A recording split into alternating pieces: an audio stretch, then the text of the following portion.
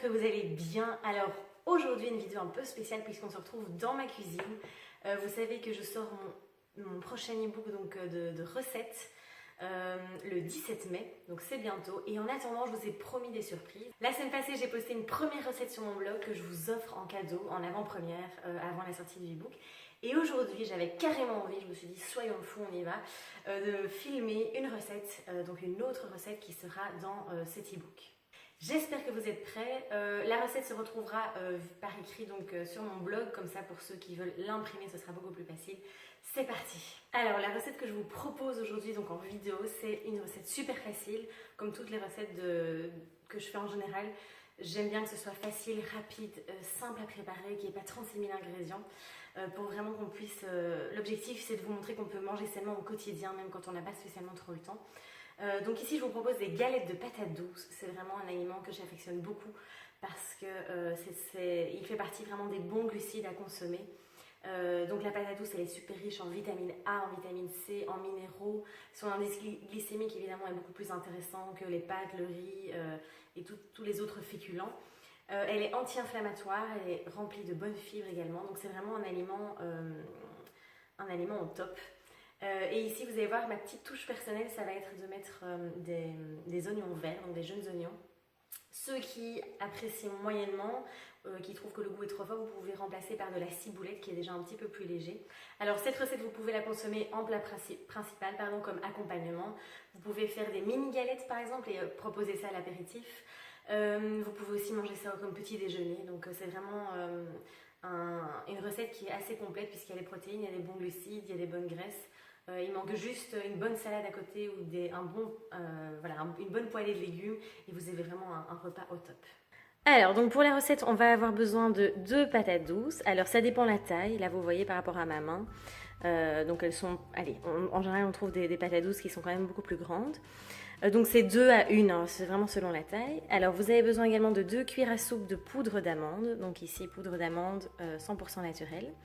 Ensuite de 1 ou 2 œufs. Bio, vraiment j'insiste pour avoir vraiment une qualité. 1 ou 2 œufs, encore une fois, ça dépend vraiment de la taille des patates douces. Et ça, vous verrez vraiment en faisant la recette. Ici, on a des jeunes oignons verts pour vraiment mettre du peps dans la recette. Donc, je rappelle ceux qui n'aiment pas trop, vous pouvez mettre de la ciboulette ou même du persil si c'est encore un goût trop prononcé pour vous. Ensuite, j'utilise ici du sel rose de l'Himalaya. Donc ça, c'est vraiment mon chouchou parce que c'est vraiment un sel qui est riche en minéraux, qui est 100% naturel, totalement brut. Et on a un petit peu de poivre également. Ici, j'ai pris du poivre noir. Ça peut être, voilà, vous n'êtes pas obligé. Vous pouvez mettre une autre épice également, que ce soit du curcuma, du cumin ou autre. Alors, la première étape, vous allez donc couper les 2 bouts de la patate douce et puis vous allez simplement l'éplucher. Alors, il y en a qui aiment bien garder la peau de la patate douce, donc ça, c'est vraiment comme vous voulez. Et donc, vous épluchez totalement les patates douces. Alors ensuite, quand c'est fait, on va donc les couper en morceaux, mais en gros morceaux, hein, puisqu'on va les râper en fait. Donc vous pouvez vraiment couper.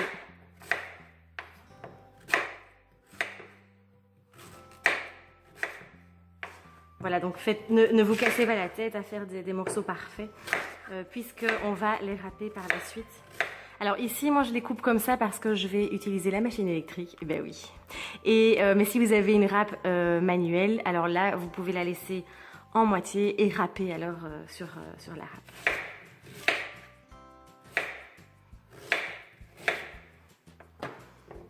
Alors je vais sincèrement vous épargner le bruit de cette machine parce que sinon je pense que vous allez quitter la vidéo. Mais en gros, voilà, il suffit simplement de râper les patates douces, que ce soit avec un robot ou manuellement.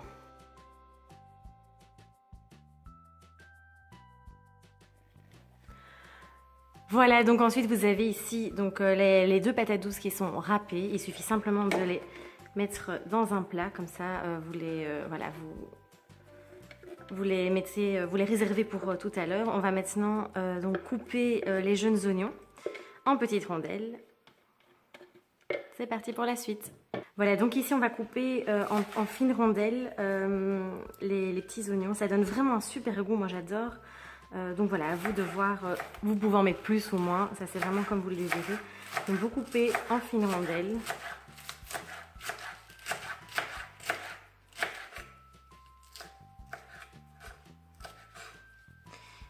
Et ensuite, simplement, vous ajoutez, donc c'est très simple hein, en soi, mais comme ça, voilà, ça me faisait super plaisir de partager ça avec vous. Donc voilà, ici, vous les placez avec les patates douces.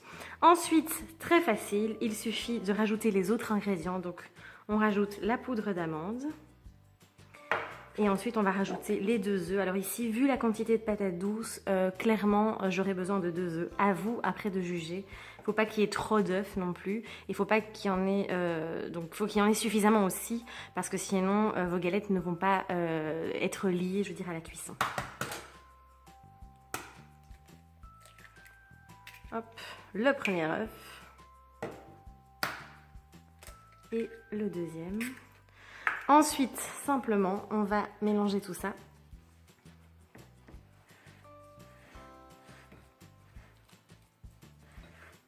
Oui, je risque d'en mettre un peu à côté, si vous me voyez cuisiner. Oh. Moi, j'y vais à 200%. Hop, tant pis si j'en mets à côté. On y va, c'est ça la cuisine. N'hésitez pas, quand vous cuisinez, à mettre un peu de musique, à danser, à faire 2-3 pas de danse. Voilà, prenez du plaisir à cuisiner. Faites ça en conscience, faites une chose à la fois. Pour vraiment travailler tous les produits et prendre vraiment, voilà, mettre de l'amour dans votre cuisine. Voilà, moi j'adore faire ça avec vraiment une intention de prendre du plaisir et de préparer des bons petits plats. Donc voilà, alors ici, donc, que j'ai déjà bien mélangé, je vais ajouter un peu de sel. Donc moi j'ai mis le gros sel évidemment dans un moulin. Donc vous salez, vous poivrez également. Hop. Ensuite, vous mélangez à nouveau. Comme ça, vous voyez un peu également la texture que ça doit avoir. Donc, vous voyez, c'est quand même humidifié. Il faut que ça puisse être lié lors de la cuisson. Voilà, il n'y a plus qu'à cuire. Alors pour la cuisson ici, je vais utiliser du ghee, donc c'est du beurre clarifié, il n'y a plus de lactose, il n'y a plus de caséine. Vous pouvez également utiliser l'huile de coco, c'est vrai que d'habitude j'utilise ça mais j'en ai plus. Donc voilà, soit du ghee ou de l'huile de coco, c'est parfait pour la cuisson de ces galettes. Donc hop, il suffit simplement de prendre un peu de ghee. Voilà, vous mettez dans une poêle, simplement vous faites chauffer. Vous laissez fondre le ghee et ensuite on va cuire les galettes. Ensuite, on vient donc à l'aide d'une cuillère et d'une fourchette, donc vous venez poser vraiment des petits tas en forme de galettes donc dans votre poêle, puis vous laissez cuire environ 5 minutes de chaque côté.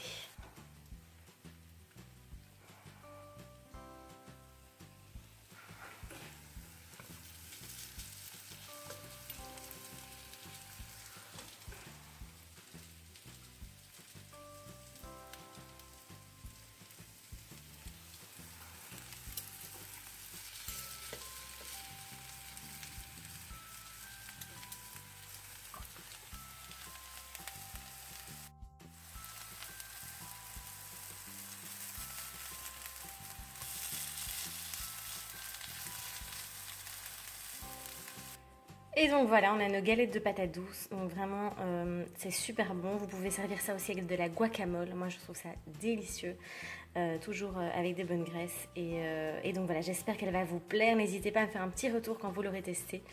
Donc n'oubliez pas, la recette est sur mon blog. Voilà, alors j'espère que la recette vous aura plu. N'hésitez pas à la tester, à me faire un petit retour. En tout cas, n'oubliez pas, donc mon e-book sort le 17 mai, mais je vous promets que d'ici là, je vous réserve encore plein d'autres surprises.